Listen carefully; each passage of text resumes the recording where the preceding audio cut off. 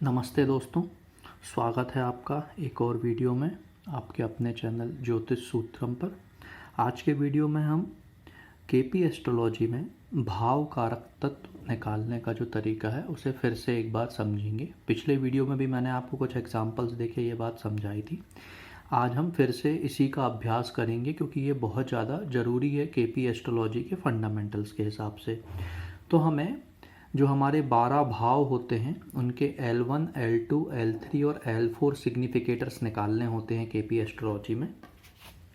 जहाँ पर कि जो हमारा L1 सिग्निफिकेटर है उसका मतलब होता है भाव में स्थित ग्रह के नक्षत्र में स्थित ग्रह। L2 सिग्निफिकेटर होता है भाव में स्थित ग्रह। L3 होता है भाव स्वामी ग्रह के नक्षत्र में स्थित ग्रह। और L4 होता है भाव स्वामी ग्रह।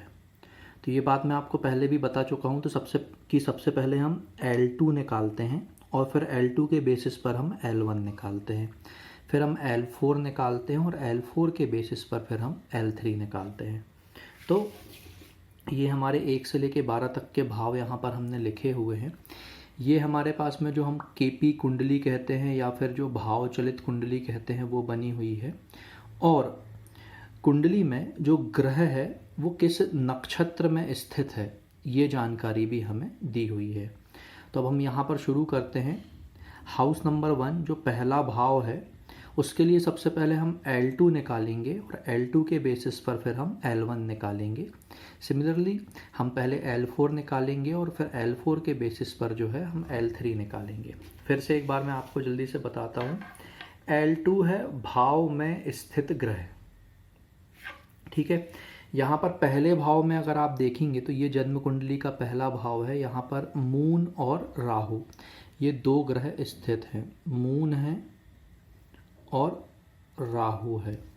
मून और राहु ये दो ग्रह स्थित हैं। अब मुझे L1 ये चेक करना है भाव में स्थित ग्रह के नक्षत्र में स्थित ग्रह। भाव में देखिए कौन सा ग्रह है, मून। तो मुझे यहाँ पर चेक करना है कि कौन से ऐसे प्लैनेट्स हैं जो कि मून के नक्षत्र में हैं। तो अगर आप यहाँ पर देखेंगे तो मून के नक्षत्र में जुपिटर है और मून के नक्षत्र में केतु है। तो मैं यहाँ पर जुपिटर लिख दूंगा और केतु लिख दूंगा। फिर अगला जो प्लैनेट है राहु, तो मैं यहाँ पर चेक करूँगा कि कौन से ऐसे प्लैनेट्स हैं जो कि राहु के नक्षत्र में हैं। तो देखिए यहाँ पर राहु के नक्षत्र में यहाँ सिर्फ यहाँ 9 में सिर्फ एक बार ही राहु आया है। तो राहु के नक्षत्र में सूर्य स्थित है। तो मैं यहाँ पर क्या करूँगा, सूर्य लिख दूँगा। अब मैं L4 फाइंड आउट करूँगा और L4 के बेसिस पर फिर मैं L3 फाइंड आउट करूँगा। L4 जो है मेरा वो है भाव स्वामी ग्रह। यहाँ पर आप देखिए पहले भाव का जो स्वामी है यहाँ पर 8th ज़ोडिएक साइन लिखा हुआ है, मतलब कि स्कॉर्पियो वृश्चिक राशि लिखी हुई है। और इसका जो रूलर है, इसका जो स्वामी है वो मंगल होता है। तो यहाँ पर हम भाव स्वामी ग्रह में यहाँ पर लिख देंगे मार्स, मतलब कि मंगल। और अब L3 में हमें चेक करना है भाव स्वामी ग्रह के नक्षत्र में स्थित ग्रह। तो हम यहाँ पर चेक करेंगे कि क्या यहाँ पर मार्स लिखा हुआ है। तो हाँ देखिए मार्स लिखा हुआ है। शनि जो है वो मंगल के नक्षत्र में स्थित है। तो हम यहाँ पर क्या करेंगे, सैटर्न लिख देंगे। तो इस तरह से ये जो हमारा हाउस नंबर 1 का पूरा जो टेबल है वो बन जाएगा। अब हम हाउस नंबर 2 के लिए देखते हैं। हाउस नंबर 2 के लिए फिर से L2 हम निकालेंगे भाव में स्थित ग्रह, ये हमें निकालना है। तो यहाँ पर देखिए चूँकि कोई भी ग्रह नहीं है तो ये हमारा जो L2 है ये ब्लैंक हो जाएगा। अब चूँकि यहाँ पर कोई भी ग्रह नहीं है तो उस कोई भी जो नहीं ग्रह है जो कि एक ब्लैंक है अभी हम मान लेते हैं, तो उसके नक्षत्र में भी फिर कोई ग्रह नहीं होगा। तो ये भी फिर जो है हमारा ये ब्लैंक हो जाएगा। यहाँ पर दूसरे भाव में 9 नंबर की राशि आती है और इसका जो स्वामी होता है वो जुपिटर होता है। तो L4 जो है हमारा वो जुपिटर हो जाएगा। अब L3 के लिए हमें देखना पड़ेगा कि जुपिटर के नक्षत्र में कौन कौन से ग्रह हैं। तो यहाँ पर हम देखेंगे तो जुपिटर के नक्षत्र में कोई भी ग्रह नहीं है। तो ये हमारा ब्लैंक हो जाएगा, ठीक है। तीसरे में अब हम जाते हैं। तो सबसे पहले हम L2 निकालेंगे जो कि होता है भाव में स्थित ग्रह। तो ये तीसरे भाव में यहाँ पर सैटर्न मतलब कि शनि स्थित है। तो हम यहाँ पर सैटर्न लिख देंगे। फिर हमें चेक करना है L1 के लिए कि शनि के नक्षत्र में कौन कौन से ग्रह यहाँ पर स्थित हैं। तो 1, 2, ये दो ग्रह जो हैं वो शनि के नक्षत्र में हैं, चंद्रमा और जो बुध है, मून और मरकरी। तो हम यहाँ पर मून लिख देंगे और यहाँ पर फिर हम जो है ये मरकरी लिख देंगे। फिर इसके बाद में अब हम L4 निकालेंगे। यहाँ पर 10 नंबर की राशि लिखी हुई है जिसका स्वामी जो है वो सैटर्न होता है। ठीक है, 10 नंबर और 11 नंबर की राशि का स्वामी जो है सैटर्न होता है। अब सैटर्न के लिए पहले ही हम निकाल चुके हैं, देखिए फिर से, लेकिन अभी हम एक बार देख लेते हैं। हमें ये चेक करना है कि किन ग्रहों, कौन से ऐसे ग्रह हैं जो कि सैटर्न के नक्षत्र में हैं। तो हम यहाँ पर चेक करेंगे मून और फिर ये मरकरी, और नीचे देखेंगे तो नहीं है, तो हम यहाँ पर क्या करेंगे, मून और मरकरी जो है वो हम लिख देंगे। तो ये हमारा हाउस नंबर 3 का हो जाएगा। हाउस नंबर 4 में हम देखेंगे तो यहाँ पर कोई भी प्लैनेट नहीं है, तो ये हमारा ब्लैंक हो जाएगा, और चूंकि यहाँ पर कोई भी प्लैनेट नहीं है तो ये भी ब्लैंक हो जाएगा। 4 में जो राशि दी हुई है भाव स्वामी, वो 11 नंबर की राशि है जिसको सैटर्न रूल करता है, तो हम सैटर्न लिख देंगे। सैटर्न का हम पहले ही देख चुके हैं, मून और मरकरी है, तो यहाँ पर हम मून और मरकरी लिख देंगे। ऐसे अब हम 5वें भाव पर जाएंगे। 5वें भाव में हम देखेंगे तो कोई भी ग्रह नहीं है, कोई भी ग्रह नहीं है, तो हम L2 को ब्लैंक कर देंगे, और चूंकि L2 ब्लैंक है तो L1 भी ब्लैंक हो जाएगा। फिर यहाँ पर देखिए 12 नंबर की राशि लिखी हुई है, तो हम यहाँ पर लिखेंगे जुपिटर। 12 नंबर की राशि को जो है जुपिटर रूल करता है। अब यहाँ पर हम चेक करेंगे तो जुपिटर के नक्षत्र में कोई भी ग्रह नहीं है, तो ये जो हमारा L3 है ये ब्लैंक हो जाएगा। हाउस नंबर 6 में हम देखेंगे तो हाउस नंबर 6 में जो है हमारा वीनस प्लैनेट बैठा हुआ है। अब हम L1 चेक करेंगे, मतलब कि भाव में स्थित ग्रह के नक्षत्र में स्थित ग्रह। तो यहाँ पर हम चेक करेंगे तो वीनस के नक्षत्र में कोई भी ग्रह नहीं है, तो इसे हम ब्लैंक छोड़ देंगे। यहाँ पर 1 नंबर की राशि लिखी हुई है। 1 नंबर की जो राशि है दोस्तों, इसे मार्स रूल करता है, तो हम यहाँ पर मार्स लिख देंगे। मेष राशि जो होती है एरीज, उसका रूलर जो है मार्स, मतलब कि मंगल होता है। अब L3 के लिए हमें देखना है कि मंगल के नक्षत्र में कौन कौन से ग्रह हैं। तो यहाँ से जब हम देखेंगे तो सिर्फ सैटर्न जो है वो मंगल के नक्षत्र में है, तो यहाँ पर हम सैटर्न लिख देंगे। इसके बाद में हम हाउस नंबर 7 पे जाएंगे। 7 में जो प्लैनेट है वो केतु है, तो L2 में हमारा जो है केतु आ जाएगा। अब हम ये चेक करेंगे कि केतु के नक्षत्र में कौन कौन से ग्रह हैं। तो यहाँ पर जब हम सर्च करेंगे तो केतु के नक्षत्र में मार्स है, तो इस तरह से हम यहाँ पर मार्स लिख देंगे। फिर हम देखेंगे यहाँ पर 2 नंबर की राशि लिखी हुई है। 7th हाउस का जो हाउस लॉर्ड है, जो भाव स्वामी है, वो वीनस है। ठीक है, और वीनस, अब हम चेक करेंगे कि कौन से ग्रह वीनस के नक्षत्र में है। तो यहाँ पर हम देखेंगे तो वीनस नहीं है, मतलब वीनस के नक्षत्र में कोई भी ग्रह नहीं है।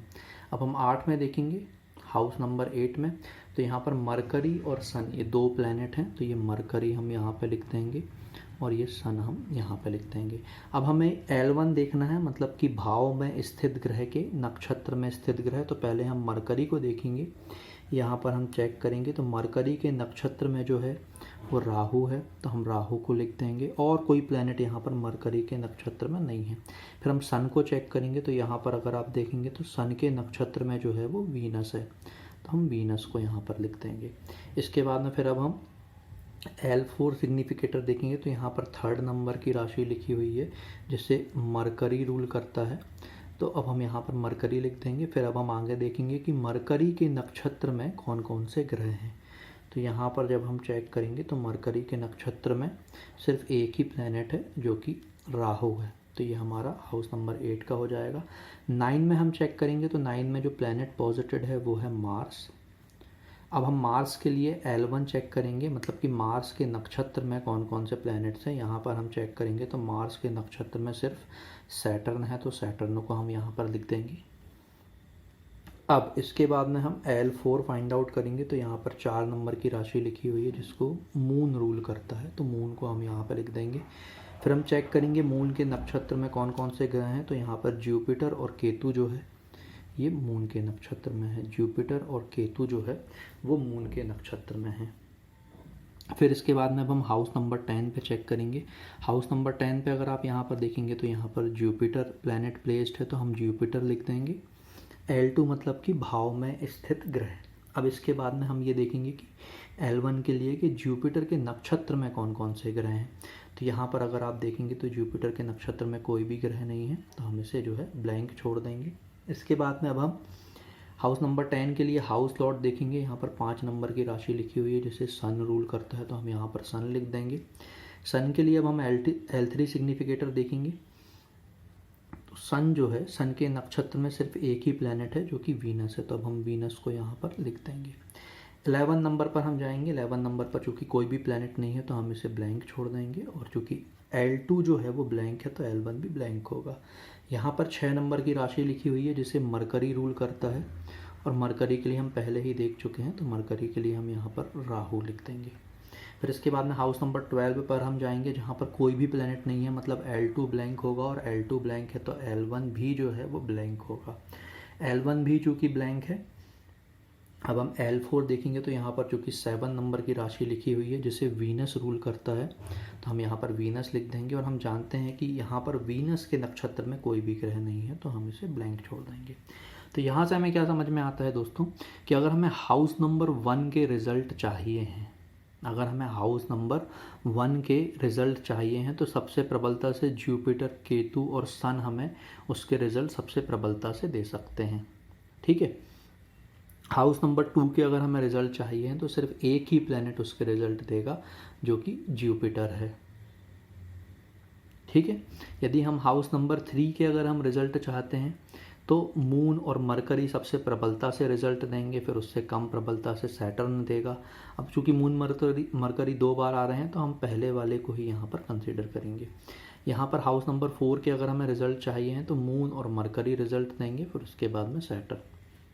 तो इस तरह से ये प्रबलता होती है ग्रहों की। L1 सबसे ज़्यादा प्रबल होता है इन पर्टिकुलर भावों के परिणाम देने के लिए, L2 उससे कम, L3 उससे कम, और L4 जो है वो सबसे कम। तो L1 सबसे ज़्यादा, उससे कम जो है वो L2, उससे कम जो है वो L3, और सबसे जो कम है वो L4 होता है। ये बात हमें जो है ध्यान रखनी है।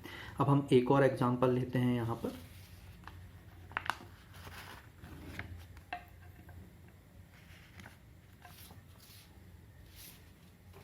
तो फिर से हमें यहाँ पर L1, L2, L3 और L4 सिग्निफिकेटर निकालने हैं। L1 का मतलब है भाव में स्थित ग्रह के नक्षत्र में स्थित ग्रह, L2 का मतलब है भाव में स्थित ग्रह, L3 का मतलब है भाव स्वामी ग्रह के नक्षत्र में स्थित ग्रह, और L4 का मतलब है भाव स्वामी ग्रह।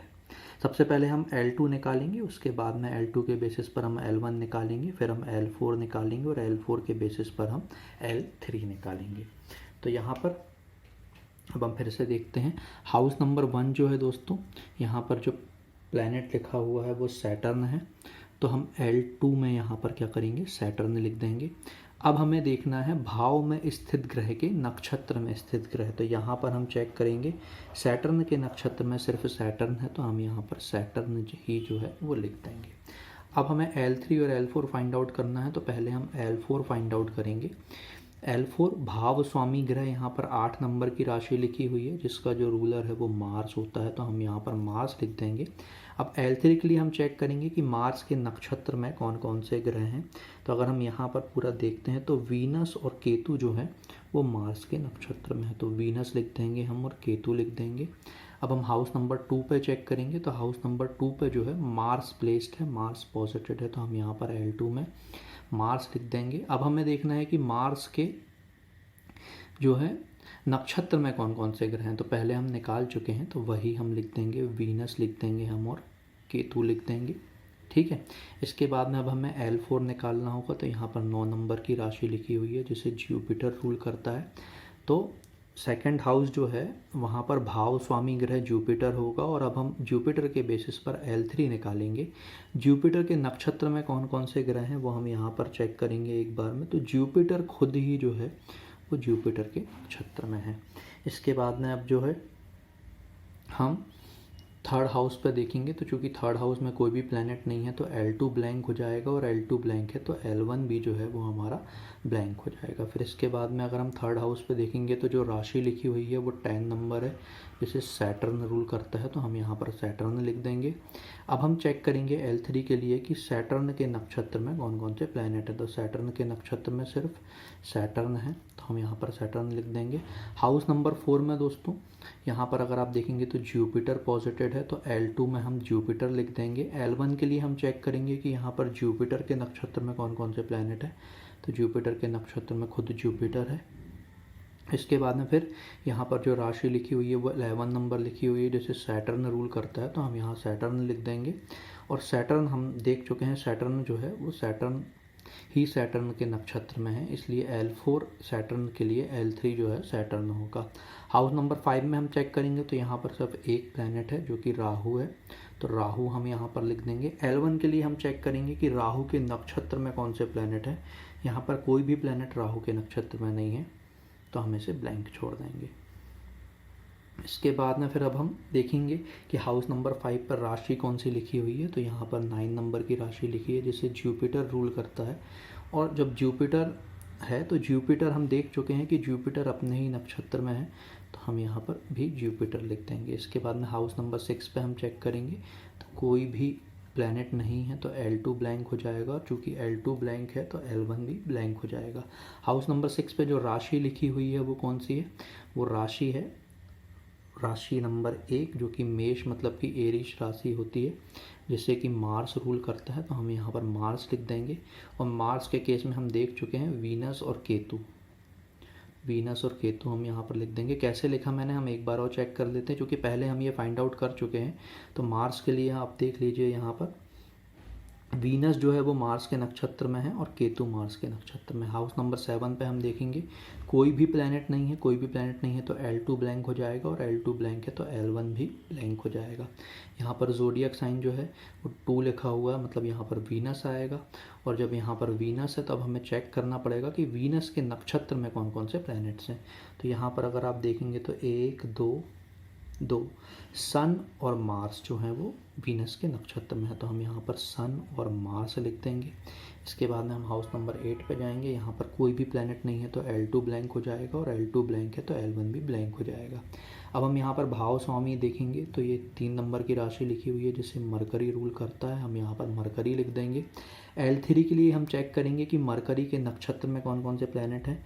तो 1 और ये 2, एक बार फिर से चेक करते हैं, 1 और ये 2, तो मून और राहु, तो यहाँ पर हम क्या लिख देंगे, मून लिख देंगे और फिर हम यहाँ पर राहु लिख देंगे।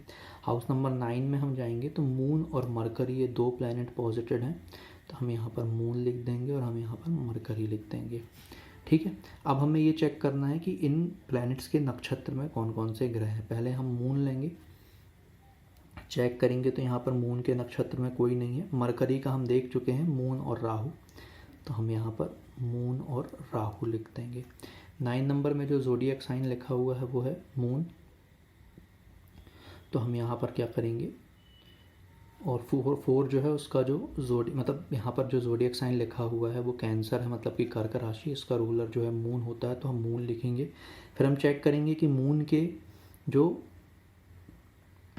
नक्षत्र है उसमें कौन कौन से प्लैनेट है। तो यहाँ पर मून के नक्षत्र में कोई भी नहीं है तो इसे हम ब्लैंक छोड़ देंगे। हाउस नंबर 10 पे हम देखेंगे तो सन प्लेस्ड है तो सन लिख देंगे हम यहाँ पर। फिर हम L1 के लिए देखेंगे कि सन के नक्षत्र में कौन कौन से प्लैनेट है, कोई भी प्लैनेट नहीं है। फिर हम देखेंगे यहाँ पर ज़ोडिएक साइन कौन सा लिखा हुआ है, 5, जिसे सन ही रूल करता है तो हम यहाँ पर सन लिख देंगे और फिर इसे ब्लैंक छोड़ देंगे क्योंकि सन के नक्षत्र में कोई भी प्लैनेट नहीं है। हाउस नंबर 11 के लिए हम देखेंगे तो यहाँ पर वीनस और केतु पॉजिटिव है, वीनस पॉजिटिव है और केतु पॉजिटिव है।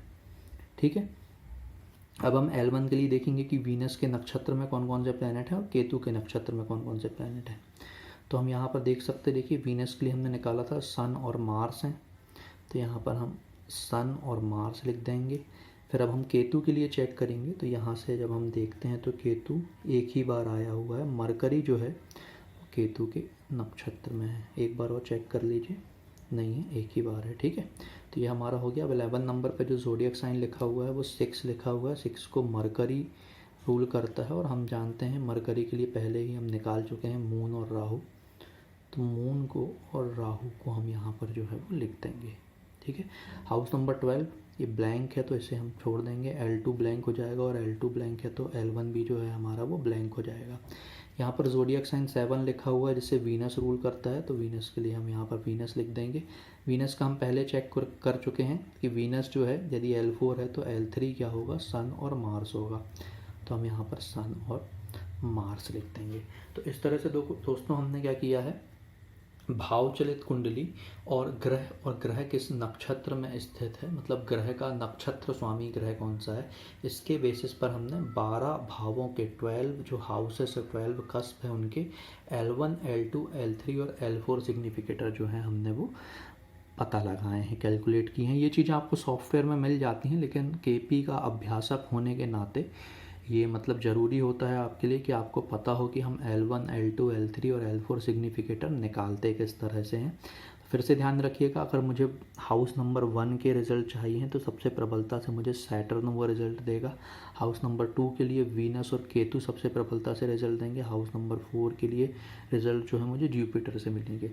जब हम ये चेक कर चुके होते हैं किसी भी नेटिव की कुंडली में, किसी भी जातक की कुंडली में, कि किसी एक पर्टिकुलर घटना के लिए प्रॉमिस है या नहीं, जैसे अब विवाह की बात हो रही है तो अगर हम 7th कस्पल सबलॉट को चेक करते हैं, 7वें भाव का जो उपनक्षत्र स्वामी है वो यदि अपने नक्षत्र स्वामी के माध्यम से 2, 7, 11 जैसे भावों को प्रदर्शित करता है तो मैरिज का प्रॉमिस उस जातक की कुंडली में होता है। और जब हम टाइमिंग ऑफ इवेंट निकालते हैं कि मैरिज कब होगी, तब हम देखते हैं कि दूसरे, 7वें और 11वें भाव के जो कारक ग्रह हैं L1, L2, L3 और L4, इनमें से हम निकालते हैं और उस समय हम शासक ग्रहों का भी उपयोग कर लेते हैं।